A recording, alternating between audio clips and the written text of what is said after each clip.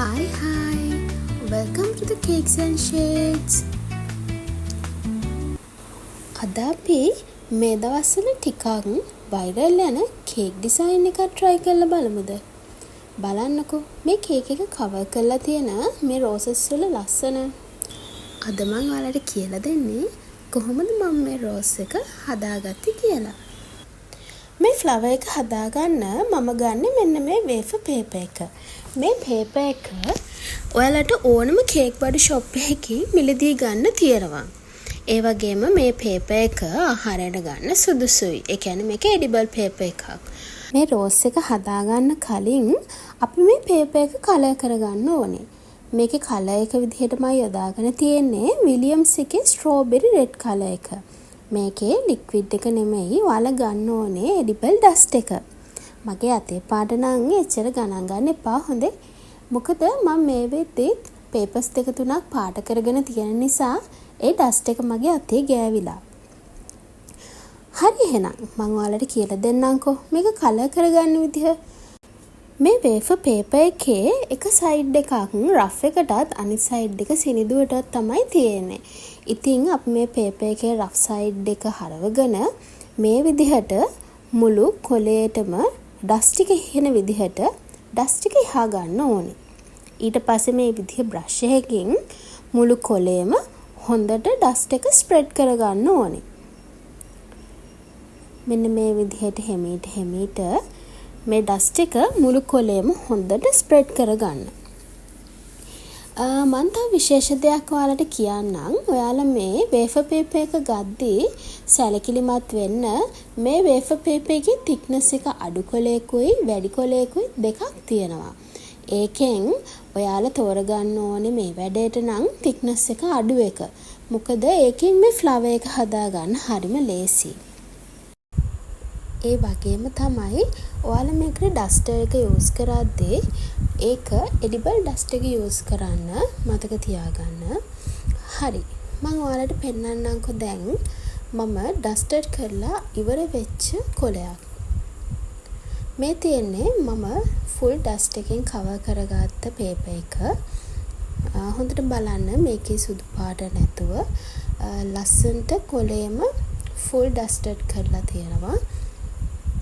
ඔයාලා මේක හරියට කරගන්න. එතකොට තමයි මේ පෙතිවල කලර් එක ලස්සනට පේන්නේ. මේ paper එක full dust එකෙන් cover කරගත්තට පස්සේ අපි මේකට petals කපා ගන්න ඕනේ. ඒකට ඔයාලා මෙන්න මේ විදිහේ round ටිකක් මේ කොලෙන් කපා ගන්න ඕනේ. ඔන්න දැන් අපි flower එක හදා ගන්න යන්නේ. ඒකට මේ විදිහට ඔයාලට glass එකක් ඕනේ.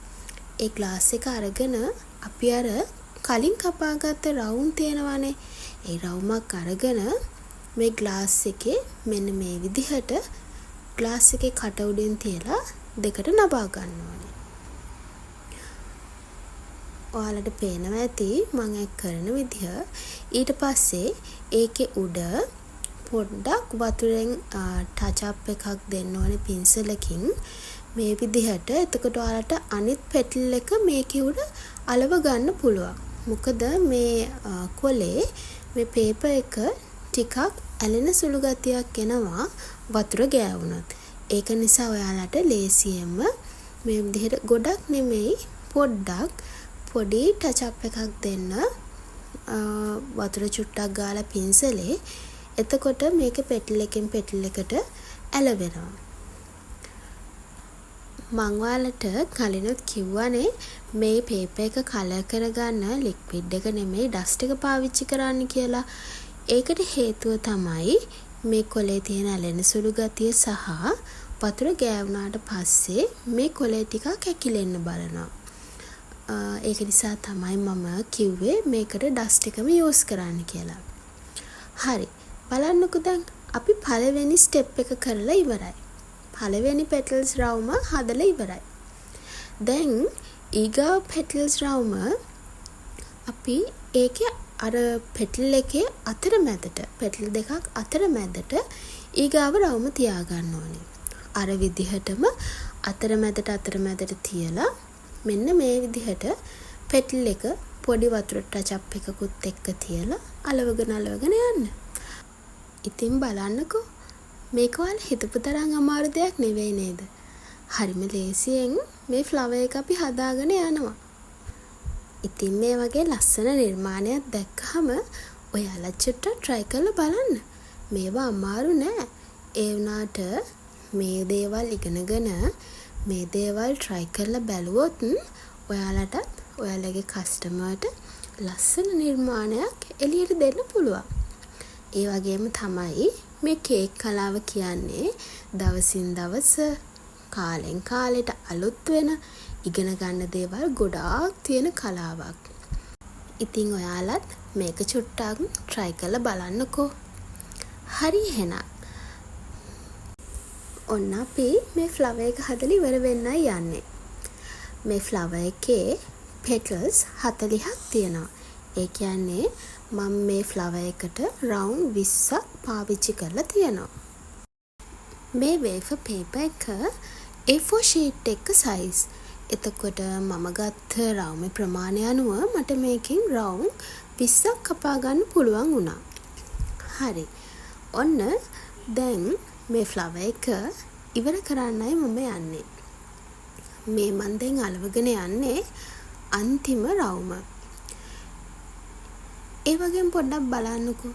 මේ රවුම මැද හරිය කවර් වෙන්න මම අලවන්නේ පෙටල් එකකින් භාගයක්. මේ විදිහට කවර් කරගෙන ඔයාලට යට අඩියටත් තව රවුමක් අලවලා පොඩ්ඩක්වත් පේන්නේ නැති විදිහට හදා ගන්න පුළුවන්. හරි. දැන් අපි ඔන්න ෆ්ලවර් එක මේකෙන් ගලව ගන්නයි යන්නේ. මේක ගොඩක් අමාරු දෙයක් නෙමෙයි. චුට්ටක් එහා මෙහා කරාට පස්සේ මේ ෆ්ලවර් එක මේ වීදුරුවෙන් ගැලවිලා එනවා. අර වතුර ගතිය නිසා චුට්ටක් මේක වීදුරුවට ඇරිලායි තියෙන්නේ. ඒත් මලට ඩැමේජ් එකක් වෙන්නේ නැහැ. බලන්නකෝ. මේ ෆ්ලවර් එක හරිම ලස්සනයි නේද? හරිම නීට් එකට ලස්සන රෝස් ෆ්ලවර් එකක්. බලන්නකෝ මං කිව්වනේ මේක අමාරු නෑ කියලා. ඉතින් මේක ඇත්තටම හරිම ලේසි. ඒ වගේම හරිම ලස්සනයි. මම දැන් ඔයාලට පෙන්නන්නම්කෝ මං හදාගත්ත අනිත් රෝසස් ටික. මෙතන රෝසස් 23ක් තියෙනවා. පොඩ්ඩක් ඩාම් වෙනවා ඩූම් වෙනවා ගණන් ගන්න එපා. බලන්නකෝ මේ ටික කොච්චර ලස්සනයිද කියලා. මම 1 kg කේක් එකක් කවර් කරගන්න තමයි මේ රෝසස් ටික හදාගත්තේ. මට රෝසස් 23ක් ඕනේ වුණා මම හදාගත්ත රෝසස් වල සයිස් එක අනුව. ඔයාලා හදාගන්න ෆ්ලවර් එකේ සයිස් එක අනුව ෆ්ලවර්ස් ඕන වෙන ගාන වෙනස් වෙන්න පුළුවන්. මේ තියෙන්නේ මම කවර් කරගත්ත කේක් එක. ඔයාලට පේනවා ඇති මේ කේක් එක මම නීට් එකට කවර් කරගෙන නැහැ. හේතුව මේ රෝසස් වලින් මේ මුළු කේක් එකම වැහෙන නිසා මම ගොඩක් නීට් කරන්න ගියේ නැහැ. මෙන්න මේ විදිහට ඔයාලට පුළුවන් ඔයාලා හදාගත්ත රෝස් එක මේ කේක් එක වටේටම පේස්ට් කරගෙන යන්න.